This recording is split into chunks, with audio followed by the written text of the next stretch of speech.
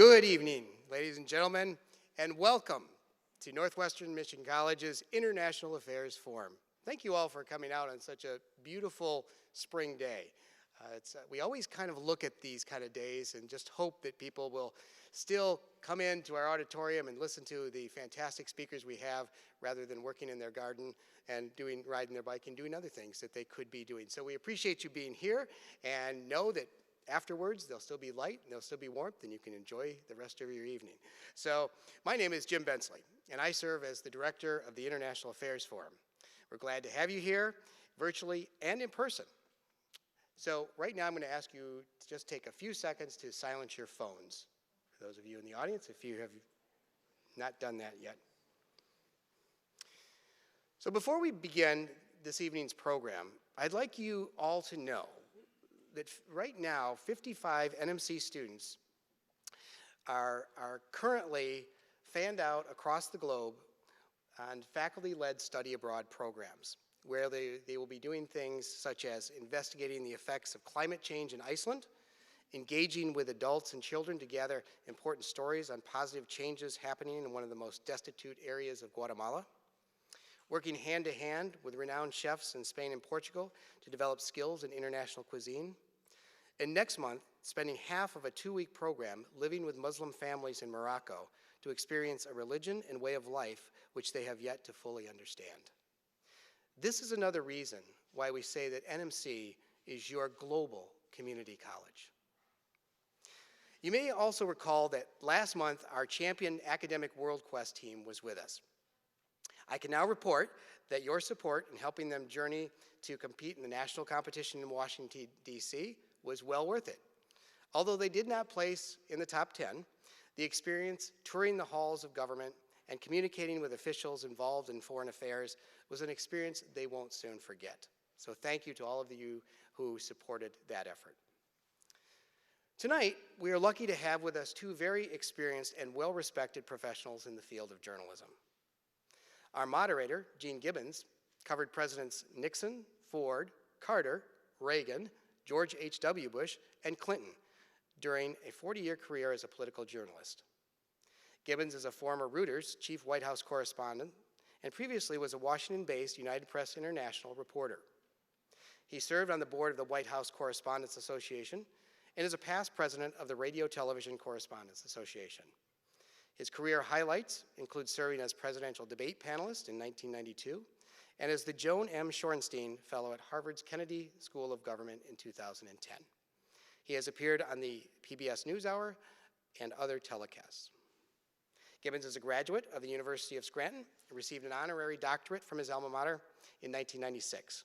He was a volunteer coach for the U.S. Naval Academy offshore sailing team for more than 10 years and is a veteran of numerous long-distance ocean races. His memoir, Breaking News, 6 Presidents, the Queen, a Pope, A Life in Journalism, is currently available where all good books are sold. Our featured speaker, Joyce Barnathan, began her career with Newsweek, where she served as State Department correspondent, Moscow bureau chief, and special projects correspondent covering 3 general secretaries, Andropov, Chernenko, and Gorbachev.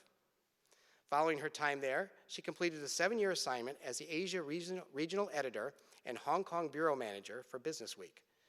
She helped launch the magazine's Asian edition and managed its growing network of correspondents and stringers throughout the region. During her time in Hong Kong, she covered the rise of China as a global power under Deng Xiaoping and was there when the area was handed over to China in 1997. After returning to the US, Joyce served as the executive editor for BusinessWeek.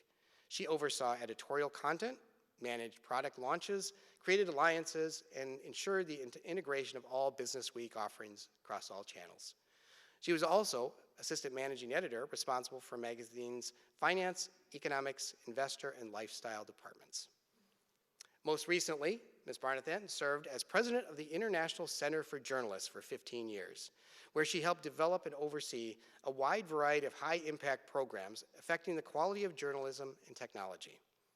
At ICFJ, the center's network of members help the communities to make better informed decisions, expanding understanding and call out abuses of power. Under her leadership, the center transformed how journalists tell compelling stories and engage audiences. Barnathan holds a bachelor's degree in Russian and Chinese studies and a master's degree in Asian studies from Washington University, as well as a master's degree in journalism from the University of Missouri.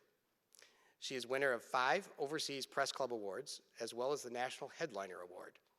She was a trustee of the Arthur F. Burns Fellowships Program and served as chair of the Global Forum for Media Development. She is fluent in Chinese, Russian, and Spanish, and also plays a pretty mean classical guitar. Joyce, would you approach the stage for us?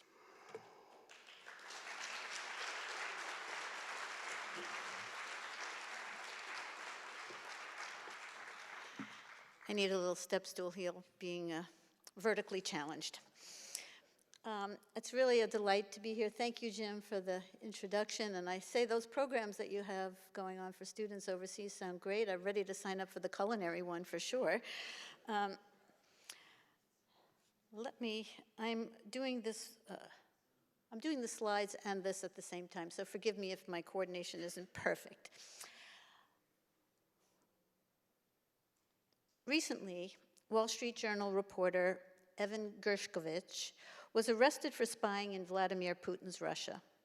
The last time a Moscow correspondent was arrested was when I was working in Moscow as a correspondent, in 1986 as Newsweek's Moscow bureau chief.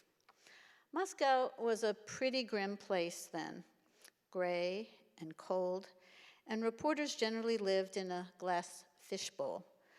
We assumed that our office and our apartments were bugged, that our Russian staff reported to another more powerful boss, the KGB, and we knew that our cars were marked with license plates that revealed to everyone that we were American correspondents. So working there was really not easy. The KGB apparatus was firmly in place, but life started to change when Mikhail Gorbachev assumed power in 1985. Now, Gorbachev was trying to reform the system and not topple it. He implored the Russian media to uncover problems so that they could be properly addressed, and it wasn't just traditional Soviet propaganda all the time. This period of glasnost and perestroika led to a much more lively Soviet press that hadn't existed in generations, if ever. And that said, despite this opening, we journalists were still considered part of the so-called den of spies, indistinguishable from someone working inside the US Embassy. So we had to be very, very cautious. We always traveled with another reporter when we left Moscow. Correspondents had to be careful not to reveal the few reliable sources we had. Jewish, Armenian, and ethnic German dissidents faced hardships, including imprisonment in the Gulag. And even Andrei Sakharov, father of the Russian hydrogen bomb turned dissident, was exiled to the closed city of Gorky. The tense moments never dissipated. With great difficulty, we covered the Chernobyl nuclear disaster. This is our cover story my husband and I wrote when we were in Moscow. Yeah. And my husband, a Newsweek correspondent, went to Afghanistan to witness the Soviet occupation. I did think that I might get expelled after gaining access into a Soviet mental hospital that had imprisoned a perfectly sane Russian man who was an Aeroflot navigator who had applied to emigrate because he hated the system, and they figured he must be crazy, and they threw him in a psychiatric prison. We had plenty of important visitors, such as Muammar Gaddafi. He gave a press conference on the stage of the Foreign Ministry, surrounded by his female bodyguards. That was really quite a, somebody can ask me a question about that. It was very an interesting experience. And as relations thawed, Ronald Reagan came to town for a summit with the new Soviet leader. There were 4 Russian-American summits during our tenure. And even Donald Trump made his way to Moscow for his first visit because the Soviets wanted him to build a Trump Tower in the capital. I interviewed him then, not realizing what the future would hold. All in all, life in Moscow was a hardship. We regularly imported fresh green vegetables from Finland, and after the Chernobyl nuclear accident, we imported all of our food from there just to be safe. The Finns actually got more radiation from Chernobyl than Moscow did because we were far north, but we didn't know that, and we trusted the Finns to inspect their food supply better than the Russians. But never did I think I would be physically harmed in the Moscow of the 1980s. And I was living there with a baby. By the way, I was among the first group of women correspondents with children to work in Moscow. And yes, Nick Daniloff of US News and World Report was imprisoned in 1986, but that was in response to the Americans arresting a Soviet citizen who didn't have diplomatic immunity, and they arrested the guy in New York. And within a couple of weeks, Daniloff was sent home in a so-called prisoner swap, and he wasn't physically harmed. Fast forward to today. The situation is insufferable. To be honest, I wouldn't consider being a reporter in that country. Vladimir Putin has put his enemies, like Alexei Navalny, in jail. Others have suffered a much worse fate. I don't know if you've noticed or tracked this, but how many Putin detractors have conveniently fallen off balconies in the last couple of years? It's an astounding number, and it is so sad. After the Russians invaded Ukraine, Putin stepped up the pressure. He wants to ensure that there will not be any objection to the war. In fact, it's a crime to use the word war or invasion when referring to what's happening now in Ukraine. Instead, Russians must use the term special operation. A new law passed at the beginning of the conflict carries punishments of up to 15 years in prison for anyone who spreads what the government deems to be false information about the invasion. Russia cut off access to the BBC, Facebook, and other news sources that attracted a Western-looking middle class and a younger, more open generation, and there is a great generational divide in Russia. Putin has effectively criminalized the process of independent news. Taking full control of media outlets, he chased the best reporters out of the country. In 2022, journalists at top independent news organizations such as doused, in English that's rain, and Meduza received death threats or faced such severe censorship that they couldn't operate within Russia anymore. After the authorities threatened to prosecute journalists at Novaya Gazeta, the only independent newspaper, the editors decided to suspend operations and the staff fled overseas. There are few brave journalists left in Moscow, except for 2021 Nobel Peace Prize winner Dimitri Muratov, the editor-in-chief of Novaya Gazeta. He auctioned off his prize medal for $103.5 million and dedicated the money to help refugees of the war in Ukraine. Talk about a man with a backbone. After that, a man threw red paint laced with acetone at Muratov on a Russian train, yelling, "Muratov, this is for our boys." To date, at least 150 Russian reporters from independent news organizations have stuffed their cars with their families, their laptops, their pets, and some belongings, and made the long journey out of the country to places like Latvia, Armenia, Georgia, and beyond. It wasn't easy to escape, and it hasn't been easy to relocate. Once in the Baltics, for example, some Russian reporters found that their credit cards didn't work anymore. They had trouble renting apartments because they were Russian. They were essentially stateless, but still determined to fight the information war, setting up Russian news outlets from Latvia to Amsterdam. Now, with the arrest of Wall Street Journal reporter Evan Gershkovich on the very serious charge of espionage, which carries a 20-year sentence, there's an exodus of Western reporters as well. Gershkovich and Daniloff had a few things in common that made them special targets.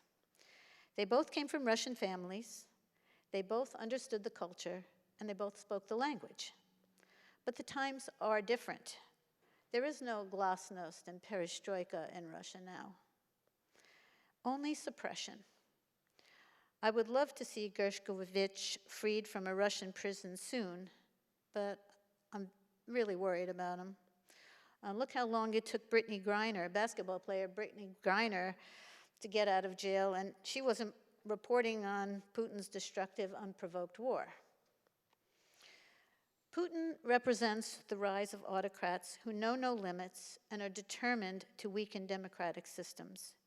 He may be an extreme case, but we've seen autocrats increasingly take power around the globe. And the first thing most of them do is crack down on independent news media. Interestingly, we're also seeing the rise of democratically elected officials who don't tolerate dissent and target journalists. Think Hungary and Turkey. The statistics are grim. According to the latest survey by the Committee to Protect Journalists, 363 journalists were detained in more than 30 countries in 2020, with the highest number of detainees, as you can see, in Iran, China, and Myanmar. The figure is nearly double that in 2015, and the most since the Committee to Protect Journalists began tracking imprisonments 3 decades ago. This is a clear sign of weakening press freedom around the globe. According to Reporters Without Borders, 1,668 journalists around the world have been killed over the last 20 years. That amounts to 80 journalists a year. At the same time, the number of countries once considered beacons of press freedom has decreased dramatically. Now, this is the tricky one, but take a look at this deterioration since 2013. The dark red shows the worst countries and the green the best. Just take a look.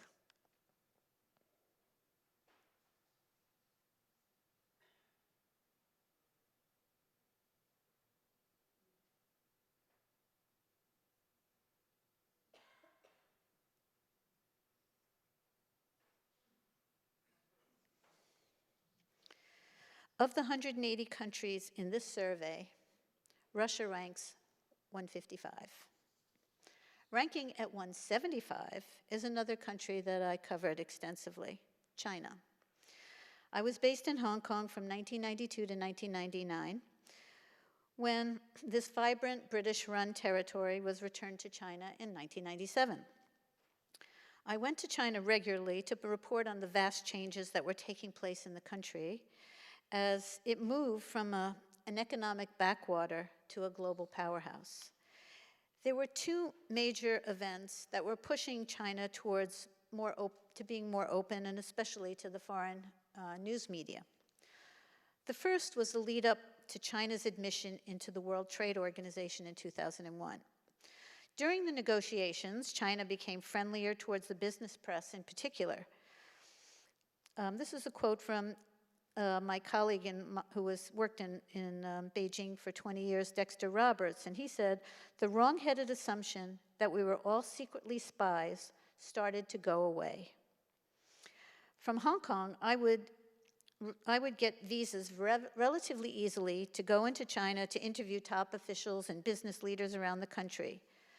True, if the foreign ministry didn't like your story, you could wait months for the next visa, but usually they gave you one. All in all, compared with Moscow in the 1980s, I felt as if I had more freedom to do my job, and there was no shortage, as you can imagine, of monumental economic shifts that were taking place in China. The second event that pushed China towards greater openness was the Beijing Olympics in 2008. There was an understanding in Beijing that the foreign press could serve as a bridge between China and the rest of the world. And no longer did journalists based in China need to apply for permission to go to cities outside of Beijing and Shanghai. And Roberts, who worked there at this time, said foreign ministry officials would even give reporters their cell phone number just in case they came across an official who was not being very helpful and giving them a hard time. Overall, it was easier for foreign reporters to get visas renewed as well. When it came to Hong Kong, the Chinese were on their best behavior in the run-up to the handover of 1997. I was not deluded into thinking that the one country, two systems policy would remain in place for 50 years as the Chinese and the Brits agreed upon, but I didn't think it would collapse as quickly as it did. The rise of Xi Jinping changed everything, and his problems began with the foreign media shortly before he assumed power. Bloomberg and later the New York Times had written critical pieces about Xi's anti-corruption campaign and crackdown on civil society, including references to the wealth of top officials, including Xi's own family. In response, China blocked their sites. They still allowed some news sites like the BBC and CNN and Washington Post to be available, and hotels received Western news on cable TV, but usually stories on China were blacked out. And within China, there were still terrific news organizations such as Caijin doing first-class investigative work. It's a very interesting group. And there still is some good investigative and analytical reporting going on about corruption and business issues, but I'm told that doing such reporting is much more hazardous than it used to be, and the level of self-censorship is higher than ever at Chinese news organizations. So things got worse in 2014, around the time of the 25th anniversary of the crackdown on Tiananmen Square. Another dip took place in 2016, when Xi declared that the media's first mission was to support the government. There was a famous, or maybe infamous, photo of him going to CCTV, China's television, and posing with smiling members of his team. Some media outlets changed top bosses and started much more strictly following the party line. Propaganda rhetoric began replacing journalistic wording. Xi's picture began appearing more and more on the front page. And this trend accelerated in the run-up to his second term in 2017 to 18. In 2018, China abolished term limits, effectively making Xi ruler for life. In 2020, after Trump decided to limit the number of Chinese journalists from state-run media working in the US, Beijing responded by expelling journalists from the New York Times, the Wall Street Journal, and the Washington Post. And these reporters were covering some of the most sensitive issues, including Beijing's poor handling of the coronavirus pandemic that started in Wuhan, China, as well as the mass internment of Uyghurs in the western part of the country. The pandemic proved to be disastrous for foreign media. I'm going to read this just in case, but in a survey conducted by the Foreign Correspondents Club of China, called Zero COVID, Many Controls, covering China in 2022, you can see 47% of the reporters said they were unable to travel at some point because of issues dealing with the health code. 38% said at least one of their sources had been harassed or detained by the authorities. 45% said their Chinese colleagues were pressured or intimidated in 2022, up 40% from the previous year. 56% said they were blocked from doing reporting by police and other officials over the past year, and 56% said they had been waiting on issuance of a journalism visa for their reporters for the past year. Foreign correspondents now are battered in morale and greatly diminished, this is a quote, battered in morale and, quote, greatly diminished in numbers by successive expulsions and delays in granting new visas. And the outlook for visas in 2023, quote, still seems grim. According to the Committee to Protect Journalists, China ranks at the top of the list of the worst jailers of journalists.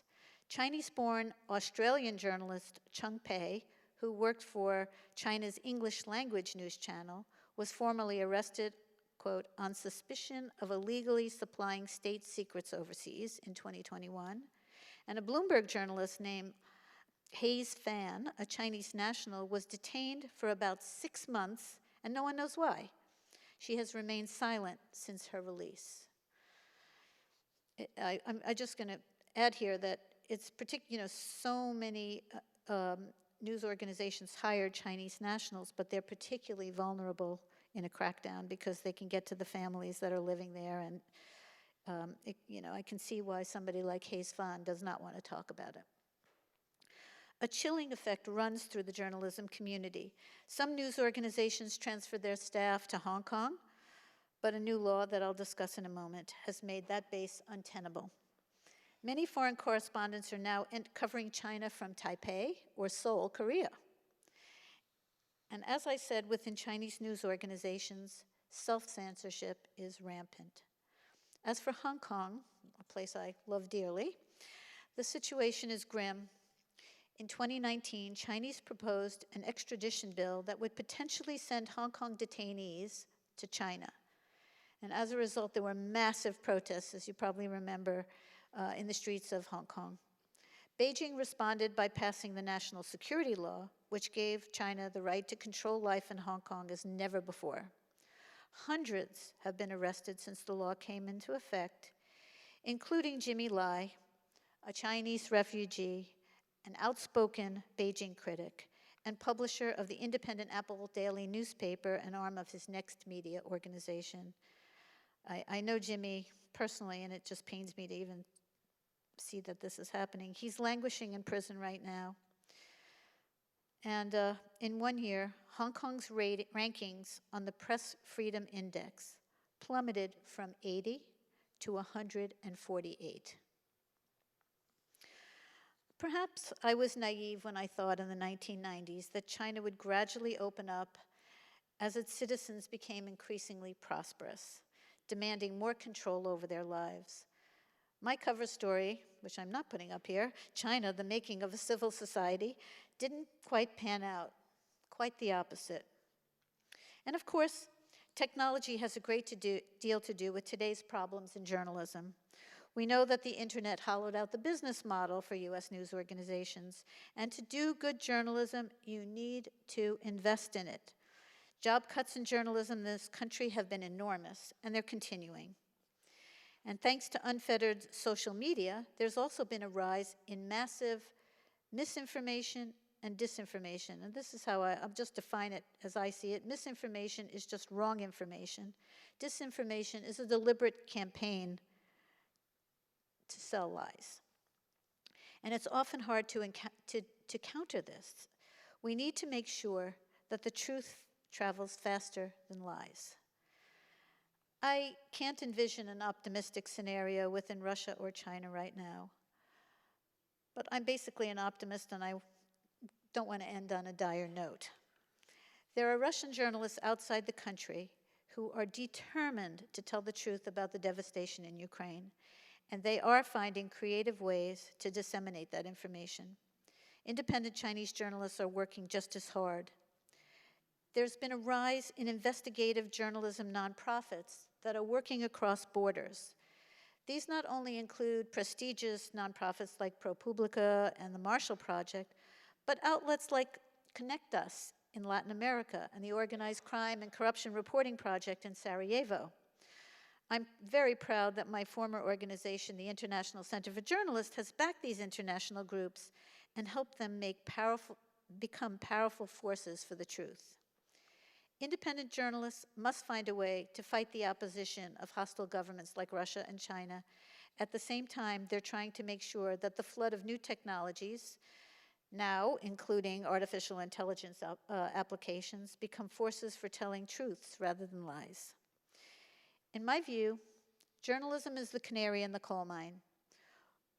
Once governments attempt to ban independent news, you can be sure that democracy is at stake. In our polarized society, we still need a common understanding of the truth, and I do believe that most journalists are truth tellers, and we need to find ways to support them or face a weakening of values we hold dear. Thank you.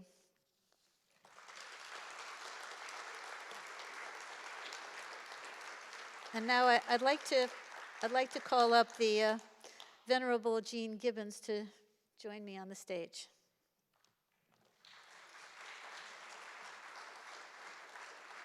Joyce, you're a member of a rather exclusive club, having worked as a journalist in countries where freedom of the press was non-existent. When you went to the Soviet Union, the Cold War was still raging. It was not a safe environment in which to work, and yet the Moscow Bureau was a sought-after assignment. Why was that? Well, as I said, I didn't think it was dangerous in the fact that I would get murdered or harmed in any way. It was just, you know, life was in a fishbowl. They were watching you everywhere you went. It was very difficult to develop sources. If you didn't speak Russian, it was very, very, very difficult. So, but it was the Cold War. What was the big international story? The big international story was the Russia-US relationship. At that time, China was still a backwater. And they were the ones who had, intercontinental ballistic missiles trained on our cities. So it was an important story, and that's why journalists wanted to be there. I mean, it was an important story to tell. I have to say, for many years, it was quite a boring story in a way because the leadership under Brezhnev was very static, and there wasn't a ton of change. But I happened to land there right when Gorbachev took over, and that was a fascinating time to be in Russia. You mentioned that when you traveled outside of Moscow, journalists traveled in pairs. Why was that? You wanted a witness. That's why when I think of Gershkovich, I keep struggling over his name, but Gershkovich, I think he must have traveled alone. We would never have traveled alone. We would always have somebody with us, and we hopefully pick somebody who was not a competitor, a direct competitor, and or you go with a photographer, and you would go to these places, and you just wanted somebody else to be there by your side, seeing what's happening, and could testify to if something bad did happen, what happened. So we were always in pairs. I mean, when I got there, I wanted to do a big story about where Mikhail Gorbachev was the party boss before he came to Moscow. So I went to his hometown of Stavropol, and I went with a photographer, and Wally McNamee. You know him. I know very well. Yeah, you know very well, right. Yes. He was a Washington photographer. He came in, and the minute we got there, 4 guys in a car, just in leather coats, who were a lot taller than I was, just walked behind us everywhere. So you can imagine how many people wanted to sit and have a conversation with us. Not too many. We got very little out of it. But I still wouldn't have wanted to be alone walking down those streets without having Wally or somebody else there to see what was going on. Well, as you mentioned, you're surrounded by people who are not your friends, staff people who are reporting to another master. How do you avoid becoming paranoid? Well, we probably were a little paranoid, but we just didn't know. We made assumptions that things were bugged. We made assumptions that our office was bugged. I don't know how good their technology was, but we do know that everybody who worked for us was probably also reporting to them. I have no doubt about that. And we do know that our cars were marked. We saw the license plate. It had a big K there for correspondent, and our country was 04. So okay, that's our license plate. I'm an American correspondent driving around town. So you had to constantly be on your guard. I mean, I think mentally it was a difficult place to be. It was challenging, in part because you never quite fully knew the truth. You knew the dissidents were telling you the truth because they wanted to get out and they were being honest. Government officials you didn't trust, but you had to figure out what is the story, what is happening here. And during Glasnost, the papers and the publications started surfacing stories that were never mentioned before because Gorbachev wanted him to follow them. But it was a rough time. I think he walked around with a lot of suspicion. I'll tell you a story. I had a very close friend there, somebody I knew from when I was a student in Moscow earlier on. And I trusted her implicitly. And she was Jewish, married to an Armenian dissident who was in the Gulag. And at that time, Andrei Sakharov was sitting in the closed city of Gorky, and we couldn't get to him. And nobody could interview Sakharov. And Nick Daniloff had just been arrested because somebody saying goodbye to him handed him a folder, which he thought was a gift or something. And when he went inside, he opened it up, and it says, secret papers. So they entrapped him. And of course, they arrested him right then and there. So she comes and says she wants to see me. And I meet her in a quiet place. And she says, I have here a statement from Andrei Sakharov. And you got to get it out. And I remember looking at her and thinking, she has children, is somebody twisting her arm? Am I going to be the next idiot to get expelled because I took documents from a Russian? And I just sat there thinking, I don't really, and I'm looking for stress in her. And we had a rule at the time that if you got word about Sakharov or dissident issues, especially Sakharov, you'd give it to the wire services right away. You wouldn't sit on it if you were a news magazine and wait a week. And I just remember thinking, should I take this? Should I not take it? And I took it. But I took it. It was really Sakharov, and we got the news out. But I could have just as easily been sitting in Lefortovo prison, next to Nick Daniloff. Well, in the case of Nick Daniloff, I mean, here was someone who he thought was a reliable source. Right. And he thought he was getting an envelope full of newspaper clippings, and it was a total setup. Yeah, it was a total setup. But, he thought it was a reliable source. This was somebody I still love dearly. But I was still looking at her thinking, am I being entrapped? And it's just, that's the kind of stress that you dealt with all the time. You just had to be careful when you meet people to use your best judgment. Well, tell us more about your getting into a Soviet mental hospital. That really had to be a tricky piece of work. That was my best story ever. And I hate to say it was in 1986, because I had a long journalism career after that. But that was my best story ever. And I say it was my best story because it had the most impact for me. I mean, we covered summits, we covered Chernobyl, we won awards for this. There was a woman who hung around with the Western press, the American press, was friendly with American press. Well, I didn't know her very well. I didn't know much about her. And I was also suspicious because why is somebody, it's dangerous to hang out with the American press.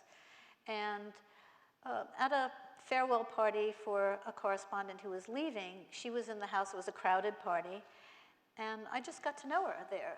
And I said, I learned that her father, who was an Aeroflot navigator, hated Stalin, hated the oppression, and really trained his kids to speak English and wanted to get out of the country. And the minute he got his pension from Aeroflot, he applied to emigrate.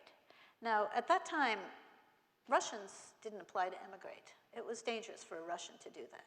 They defected. You may remember the movie Moscow on the Hudson. They defected. I love that scene where Robin Williams defects in Bloomingdale's, and he goes over to the guard and he goes, I defect. And they say, the bathroom is right that way, sir. But he wanted to legitimately get out of the country, and she had a brother. The brother was in the Gulag, and the father was put in a mental institute. And I said, well, where's this mental institute? And she said, it's in Moscow. So I asked her, are there any signs that say foreigners, nobody can enter? There were no restrictions, and I was free to work in Moscow. So I met her one day. I tried to look as Russian as I could. They always thought I was Armenian, but I tried to look as Russian as I could. And I had my tickets to go out of the country in my bag. And she had a fishnet bag full of some smelly sandwiches and things like that. And she took my bag, and I took her sandwiches. And somehow we managed to get in to visit her father. And I remember I almost walked by him because I was the first to get in. I had no idea who the man was. But we sat down, and They had these big guards around, and we're smiling and having a nice conversation while he's telling me, this is where they force-fed me in that room. Look over there to the right. And this is where they do that. And this is where, you know, this really very mentally ill person tried to do this to me. You know, and it was really scary just to listen to everything he said. And no correspondent had ever gotten into a psychiatric prison before, a psychiatric hospital to see a Russian dissident. And so I got out of there. I came back and wrote this story. And as a result, you know, she was hanging out with journalists, but nobody wrote the story. Having an eyewitness journalist to tell the story, as opposed to her telling the story, ended up getting a lot of traction. Senators started picking it up. They were, you know, I remember Charles Grassley leading a group of, you know, a petition of lots and lots of senators, Republican and Democrat, petitioning to free them.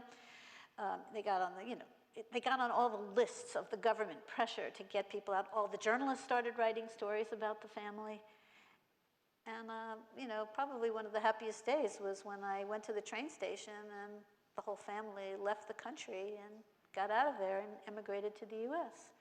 And now this woman is working for the State Department and, you know, has a brilliant daughter who's getting a PhD in physical therapy and made a new life for themselves. And we're still friends to this day. And it's the most important story to me because I felt I really affected personal change, you know? Well, then we came to a period where the glasnost, the opening to China, and that period now seems to be disappearing. There seems to be a retrenchment, not only. It's gone. It's gone. And why is that? And what can we do about it? And why is it important to do something about it? Well, I think I told you what Putin was doing. He doesn't want any dissent. And I mean, there's nothing left. There's no independent media left there. It's really sad. I mean, even before the invasion, I'm going to call it an invasion, it was difficult for independent journalists, but they still could find ways to work within the country. And now it's just so much more difficult because they're working on the outside. But I got to say, kudos to them for what they're doing and the work that they're doing. And it's not safe, it's not easy, but I believe that there are probably millions of Russians inside the country that are receiving the news reports from these journalists that are reporting about the war in Ukraine. Well, an organization called Reporters Without Borders, you showed some of their data, that not only behind what we used to think of as the Iron Curtain, but here in the West, there are serious problems with freedom of the press, even here in the United States. Yeah. Well, we had, I mean, I'm not trying to be political here, but we did have a president who called us enemies of the people, and a lot of harassment going on of journalists during protests, so during campaign rallies. So it's been a challenging time for the media here. It's nothing like what's going on in Russia, China. It's just, we are very lucky that we have a First Amendment. Very few countries have the constitutional protections that we have, and I think that makes us safer. Not that there isn't a decline, but we do have, at least for now, protection under the courts. Well, the journalists, we like to think of ourselves as the watchdog for the public, holding government accountable, exposing wrongdoing when we find it, and also shining a spotlight on successes when they appear. And yet, a lot of people think that there is fake news, that you have the internet, you talked about misinformation and disinformation, kind of the anomaly where we're living in an environment where you can literally carry the world's libraries around under your arm with tablets, and yet it's also an instrument for spreading lies. It is. And there's a trust issue. And well, what we had way back when, was journalists were the gatekeepers, and the news that they put out went through that filter, whether you liked, you know, the New York Times or you preferred the Wall Street Journal, but it still went through that filter. With the rise of the internet, there was atomization of information, and at some point everybody thought they could be a journalist. And the amount of information that went out there wasn't necessarily going through a filter where lawyers check you double check your facts, whether you have researchers checking your facts, whether you have lawyers vetting your stories. It's a free-for-all. And so I think, and there was a rise of disinformation machines, misinformation machines. You know, I've talked a lot about Putin. Putin is not out there. He does not want to win your hearts and minds. He knows he's lost your heart. Nobody here is going to love Vladimir Putin. And there's nothing he's going to do that's going to make us like him. But what he wants to do to you is make you confused so that you don't know what to do. He wants to, you know, use disinformation to say, oh, you know, I'll give you an example that I should have fact-checked before I speak it. You know, when all these Syrians fleeing, refugees were fleeing into Europe, Angela Merkel accepted a lot of Syrian refugees. And a story circulated at that time that a young German girl had been raped by a Syrian refugee, and it wasn't true as far as I recall. I don't want to spread disinformation myself, but it was a story like that.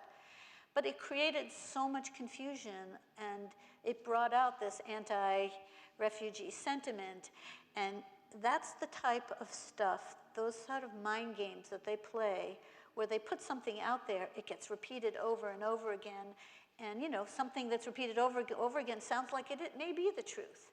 And so that's the kind of thing that's really insidious, and we have to find ways to fight against it, especially with an election coming up, and there'll be a lot of interference in terms of news and information. It could be about a political candidate, it could be about whatever, but it's a very serious problem that we have to address.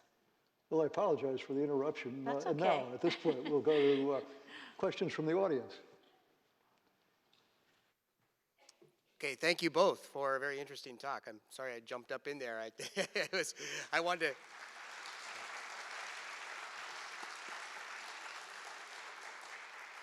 I could listen to you both for hours, but we want to give our audience a chance to ask some questions both online and in person. So we'll take, raise your hand in the audience, and Alex or Maria will bring around the back there, right there.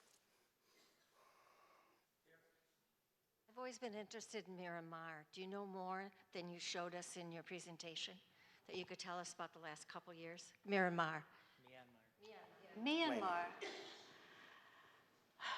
Well, I'm not an expert in what's happening in Myanmar, but the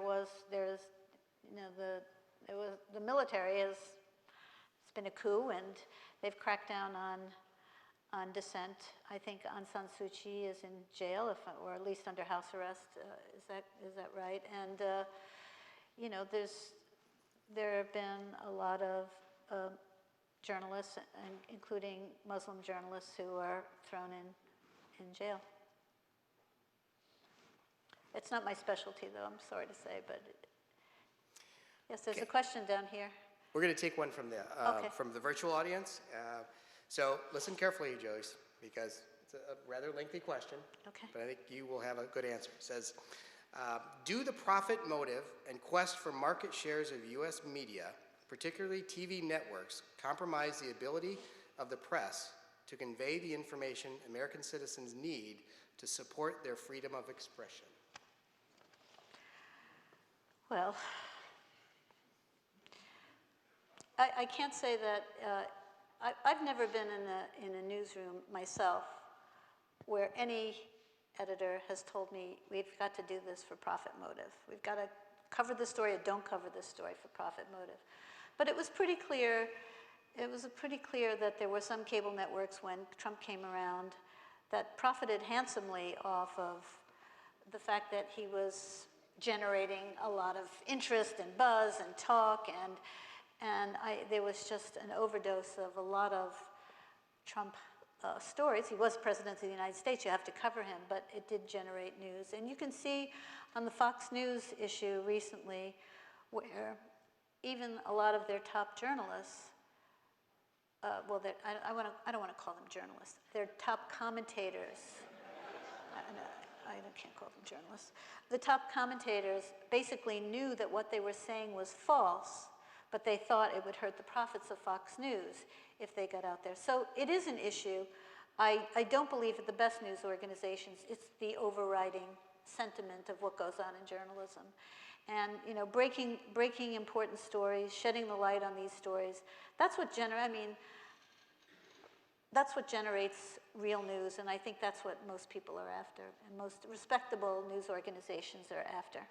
Yeah, I would add that I think there is an over-reliance on what is sometimes termed clickbait online, putting out stories that they think the powers that be think will attract a lot of attention, stories about celebrities, stories, we used to call them in the newsroom cat up a tree stories that have limited appeal, maybe wide appeal, but limited use in terms of need to know information in making the choices that we need in a country that prides itself on government of the people, by the people, and for the people. Great, thank you. We'll do an audience question from this side. I know there were a number of hands up over here. I have a question for Joyce about disinformation and misinformation on the internet. I realize it's a global issue and a worldwide issue, but here within the United States where we do have the First Amendment, what do you think the solution is? Do you think the repeal of Section 230 that insulates them from liability for defamation or disinformation would help? What is the solution? And I wanted to ask Gene real quick also, of all the presidents you covered, who is your favorite? That's a quick question. Well, I think that a lot of news organizations are trying to figure that out. Like, how do they fight it? I'm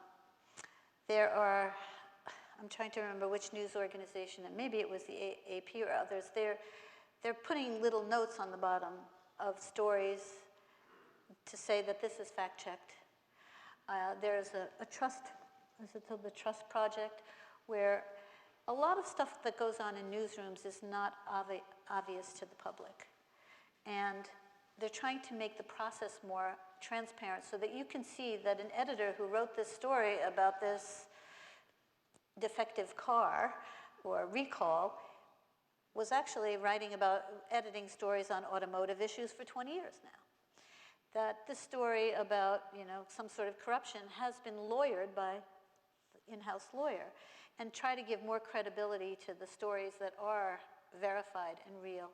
And then, the question is, how do you capture the stories that are blatantly false? And do you need to have regulation so that, the gatekeepers are the people who own the internet now. The gatekeepers are the Facebooks and Googles who spread this stuff all around. And do they have a responsibility the way we did as journalism organizations to fight this? And there's a big push for regulation now.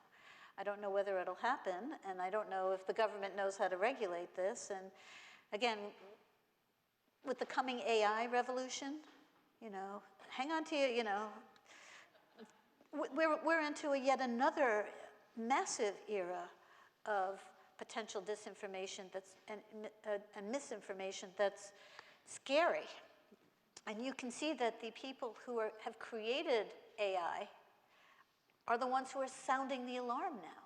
So I think that we're all in the process of trying to figure out, well, what do we do with the coming wave? I should say that there's also positive things we can do with AI that would be amazing for journalism. But the dangerous part is also, so I think we've got to figure out ways, and there are groups that are trying to do this, to flag this stuff. This is false. And all around the world, there is a an international fact-checking organization where all these people are linking up and putting out, fact-checking the news. And it really ramps up during elections. You see it even on TV. They're fact-checking what the politicians say during a debate.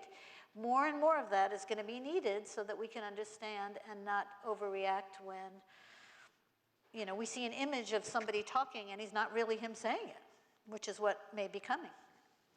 The problem is that, as Mark Twain once said, a lie can travel halfway around the world before truth gets its boots on. And that is a real problem even before AI. And to elaborate on what Joyce said, it has reached the point where a fake video can be dummied up, putting a person's head on it and engaging in actions that are completely untruthful. Trying to combat that is going to be a real problem. There used to be a rule in the newsrooms I worked in terms of verifying information. The rule was, if your mother tells you she loves you, check it out. And I think that's a good rule for the general public. Don't take what you see and hear at face value. Check it with all kinds of, or several sources. I should add that there are a lot of media literacy programs going on right now, and they need to be in every school.